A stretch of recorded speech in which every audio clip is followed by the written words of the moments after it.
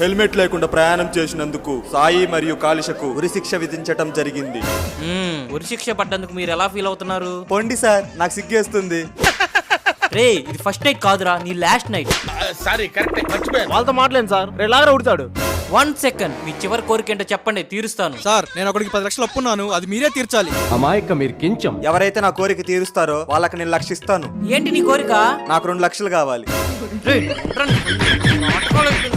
సరే, మీకు పెట్ట కథ చెప్తాను, అందులో నీతేందో చెప్తే మిమ్మల్ని వదిలేస్తాను. మావా, నాకు కథలంటే బాగా ఇష్టం రా. బుక్కు కుక్కేస్తాను దేవసాలోడా.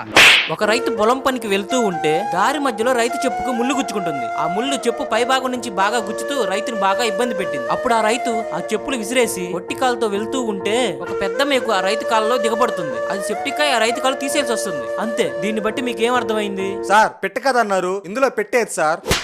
నువ్వు మనిషి పశువు. ఇలా కాదురా.